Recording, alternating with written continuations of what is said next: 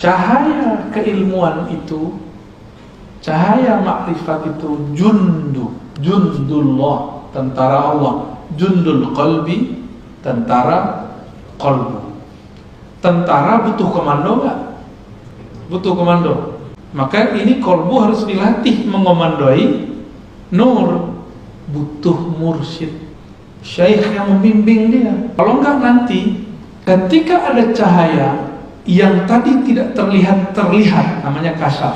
Kalau sesuatu terlihat, qalbunya belum terlatih, nanti qalbunya akan tersesat pada kasyaf syaitan.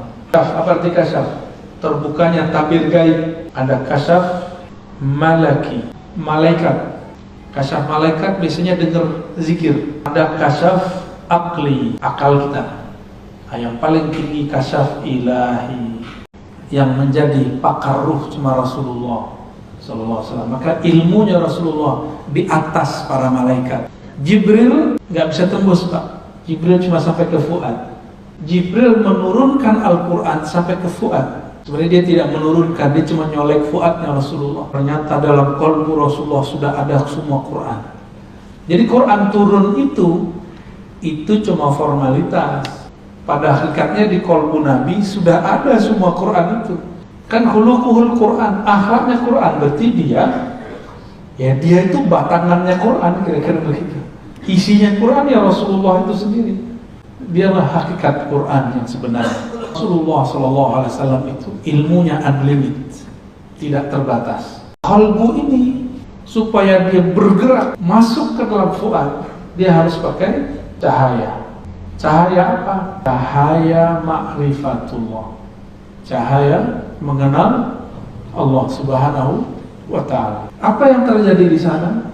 Allah menurunkan di dalamnya rahasia-rahasia ilmu pengetahuan. Laduni itu bukan orang banyak zikir, orang banyak baca. Laduni itu ketika si qalbu tahu dari mana dia menggali. Qalbu menggali dari buku atau qalbu menggali dari lub dan sirnya. Kalau dia menggali dari lubnya, dia bisa memprediksi masa depan. Dan dia menggali dari sirnya, dia dapat membaca rahasia apa saja di alam semesta. Kalau pakai ruh, nggak ada batas, unlimited. Itulah rohani Rasulullah SAW. Jadi 124.000 para nabi itu paling tinggi cuma lub dan sir. Bapak bisa masuk akal nggak? Kiai di kampung digaji 200.000 sebulan dari pesantren, tapi bisa berangkat umroh haji lebih sering dari bapak ini. Tiba-tiba mobilnya ganti terus, kayaknya 200.000 sebulan. Tanahnya tambah terus. Orang nitip, orang ngasih, karena dia kerja untuk Allah, bukan untuk tuannya. Maka Allah Subhanahu wa Ta'ala kayakan dia. Yang tadinya, kalau coba pikirin Pak, kerja 24 jam. Jadi kiai kan kerja 24 jam. Baru mau tidur, tuh gedor-gedor. Pak Kiai, sakarat. Tolong ditalkin. Mau tidur, udah lama gak ketemu istrinya. Baru senang-senang dengan istrinya, tiba-tiba gedor-gedor lagi. Pak Ustaz, ada yang kesurupan. Selesai, dikasih amplop TKS. Terima kasih Ustaz, bekerja untuk Allah. Allah yang jamin dia. Sijni wujudika, penjara wujudmu. Wujud ini yang pertama wujud badan. Jadi dia lihat ada orang kuat semangat, orang ini betul-betul mujahadahnya tinggi. Mungkin nggak mungkin kita nggak sanggup kayak dia. Berarti dia masih punya penjara wujud badan. Kalau nggak masuk akal, berarti akal nggak sanggup mencernanya. Api tidak membakar Nabi Ibrahim. Semua di Quran masuk akal nggak? Seharusnya Nabi Ibrahim tidak terbakar, terus nggak masuk akal. Justru itulah akal yang sebenarnya. Akal yang Allah mau itu akal yang sanggup memahami api tidak membakar itu gimana caranya. Penjara ketika akalnya masih belum dicerahkan, diberi cahaya oleh cahaya ilmu Allah, maka akalnya akan menghambat. Nggak masuk akal nih. Masa bisa begitu? Masa bisa Isra Mi'raj sampai ke orang? Warid itu memerdekakan kamu dari perbudakan selain Allah Subhanahu wa Ta'ala. Sebenarnya di qalbu ini ada penjara Sebelum masuk ke dalam kolbu ada penjara, namanya penjara cahaya. Jadi orang kalau masuk ke situ, dia sudah merdeka dari yang sebelumnya, tapi masuk ke penjara baru. Cahaya itu adalah kendaraan untuk kolbu dan sir. Jadi kolbu kita itu ada lapisan-lapisannya. Lapisan terdalam sebelum masuk ke ranah ruh namanya sir. Terus ke dalam dengan fuad. Fuad itu tempat memutuskan apa saja. Lalu di dalamnya lagi disebut lub. Lub itu inti dari kolbu, otaknya otak. Semua kecerdasan kita ada di lub. Orang yang berpikir dengan lubnya, dia akan mampu membaca 10 tahun ke depan, 5 tahun ke depan. Apa perbedaannya syaitani dan ilahi? Perbedaannya cuma satu. Ilahi menambah seseorang ma'rifat kepada Allah, membuat dia tambah merasa hina, sedangkan kasyaf syaitani membuat dia merasa sakti, mulia, wali. Dia merasa dirinya lebih tinggi dari wali manapun. Syaitani ini biasanya dicirikan dengan melihat aib-aib orang. Makanya kita tegur kalau ada murid lagi zikir, terus dia melihat kawannya berwajah hitam, itu setan yang datang, supaya kamu tengkar dan suuzon kepada kawanmu itu. Ya, jadi jangan langsung percaya. Ciri-ciri kasyaf syaitani, terbukanya aib orang lain, dah gitu aja. Jadi kalau setiap aib, dan biasanya kalau itu dari Allah, dia berbicara aib, tapi nggak disebutkan orangnya, cuma dikasih simbol-simbol. Cahaya itu tentara kolbu. Kama anna zulmata jundun nafs. Sebagaimana kegelapan adalah tentara jiwa, diri, nafsu. Berarti ada dua tentara ya. Tentara dalam bab ini itu persis seperti tentara dalam militer. Dia punya serangan. Itu zulmah, kegelapan ini. Dia bisa menyerang, Pak. Masuk lewat pikiran, masuk lewat telinga, masuk semua. Serangannya bertubi-tubi. Kalau orang berzikir dengan nafsunya, pengen jadi wali, nanti pas lagi zikir, kamu wali, kamu wali, kamu wali. Ciri-ciri orang yang diselamatkan Allah, Allah kirim tentara cahaya, tentara ma'rifat, tentara laduni. Ciri-ciri orang itu tidak diselamatkan oleh Allah. Allah biarkan dia bergejolak, bergelimang dengan kegelapan dan selainnya. Sama-sama zikir, tapi sekarang sibuk dengan kasyaf, sibuk dengan urusan jin. Dari dulu orang-orang yang ingin belajar zikir sama-sama melihat yang gaib. Gaib-gaib itu asik. Maka kalau Bapak Ibu nih simpan benda-benda yang diisi-isi, saran saya dikubur. Kubur atau kasih ke orang ahli atau taruh di museum. Keris diisi, itu ganggu kan. Bergantunglah kepada yang maha abadi. Kalau engkau hendak bergantung bertawakal, bertawakallah kepada yang hidup tidak pernah mati. Bertawakal, berserah kepada guru-guru bakal mati. Sudah berapa banyak murid-murid jamaah, murid tarekat, murid zikir, kelimpungan sekarang gurunya mati, wafat syekhnya. Jangan bergantung sama guru. Guru itu berjasa menjadi pintu. Kalau udah masuk, sudah bersama yang di dalam pintu. Nggak usah dibawa pintunya. Semoga Allah kirim tentara kolbu, bukan tentara nafsu. Dekati ahlinya, jangan jauh dari mereka, amalkan ilmunya. Insya Allah tentara kolbunya dapat dikendalikan.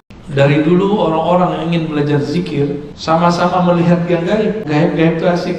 Maka kalau Bapak Ibu nih simpan benda-benda yang diisi-isi, saran saya dikubur. Kubur atau kasih ke orang ahli atau taruh di museum. Keris diisi, itu ganggu kan. Bergantunglah kepada yang maha abadi. Kalau engkau hendak bergantung bertawakal, bertawakallah kepada yang hidup tidak pernah mati. Bertawakal, berserah kepada guru-guru bakal mati. Sudah berapa banyak murid-murid jamaah, murid tarekat, murid zikir, kelimpungan sekarang gurunya mati, wafat syekhnya. Jangan bergantung sama guru. Guru itu berjasa menjadi pintu. Kalau udah masuk, sudah bersama yang di dalam pintu. Nggak usah dibawa pintunya. Semoga Allah kirim tentara kolbu, bukan tentara nafsu. Dekati ahlinya, jangan jauh dari mereka, amalkan ilmunya. Insya Allah tentara kolbunya dapat dikendalikan.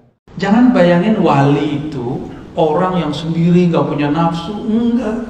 Nabi istrinya 9, bukan berarti hatinya kotor. Nabi Sulaiman punya kekuasaan di timur, di barat, bukan berarti dia cinta dunia. Istrinya 400, gundiknya 1000. Bukan berarti dia bukan kekasih Allah, gak ada urusannya. Menurut kita nih, apalagi ibu-ibu ini ya, Mohon maaf ibu-ibu, kita mikirin masa wali bininya banyak. Jadi kita konsepnya wali itu nggak ada nafsu. Kalau kayak gitu batal dong kenabian Nabi Muhammad SAW. Batal dong kenabian Nabi Sulaiman, kenabian Nabi Daud, istrinya banyak. Wali itu jangan pakai konsep kita. Wali itu pakai konsep yang punya kewalian. Siapa yang punya kewalian? Allah. Jadi tolong jangan pikirkan wali itu semuanya kemana-mana pakai tasbih, terus pakai tongkat. Subhanallah. Semoga Allah memberikan kita tentara-tentara kolbu dan diberikan kemampuan untuk mengomandoi tentara-tentara itu. Jangan sampai cahaya sudah masuk tapi kolbu belum siap untuk merawatnya. Maka rawatlah kolbu, bergurulah kepada ahli kolbu. Fas'alu ahli dzikri in kuntum la ta'lamun. Tanya kepada ahlinya jika engkau tidak tahu. Jika tidak tahu fikih, tanya ke ahli fikih, jangan tanya ke sufi. Jika tidak tahu tasawuf, tanya ke ahli tasawuf, jangan tanya ke salafi. Semoga Allah kirim tentara kolbu, bukan tentara nafsu. Dekati ahlinya, jangan jauh dari mereka, amalkan ilmunya. Insya Allah tentara kolbunya dapat dikendalikan. Amin. Walinya ada 3. Sufi. Nah itu yang antum bayangin tuh ya, kemana-mana pakai tongkat, jenggotnya masya Allah, serbannya masya Allah, kopiahnya rapi, jubahnya rapi, sarungnya rapi, tasbihnya luar biasa, wiridnya terjaga, tertata rapi. Ada wali yang kedua, ini sufi itu jadi wali, zahirnya karena riyadhah dan mujahadah, zahirnya, batinnya tetap Allah, karena dia rajin berzikir, berwirid, maka dengan asbab keberkahan itu Allah angkat dia jadi wali. Malamatiyah ini orang yang diberikan asrar dan ma'rifat mutlak. Maka malamatiyah ini karena dia punya asrar di mana? Di bagian paling dalam kolbu tadi, ruh. Dia harus menjaganya. Karena ini permata harus dijaga benar. Ini malamatiyah jaga rahasia langit dan bumi, bahkan rahasia aras, bahkan rahasia sebelum aras dicipta, bahkan rahasia setelah alam ini ada. Itu dia nyimpen semua di kolbunya. Maka malamatiyah ini bukan orang gila, dia orang waras. Tapi kalau ahwal rohaninya datang, dia perlu menyembunyikannya. Kalau enggak dia nanti jadi majzum. Malamatiyah ini orang yang paling pintar bersembunyi dalam rupa yang banyak. Beda dengan munafik. Munafik menyembunyikan kebusukan. Kalau ini menyembunyikan keindahan, keharuman. Tapi kalau wali Allah, kekasih Allah, dia bisa mencium bau itu. Walaupun ditutup dengan penampilan, dengan maksiat yang luar biasa, dia bisa mencium bau itu.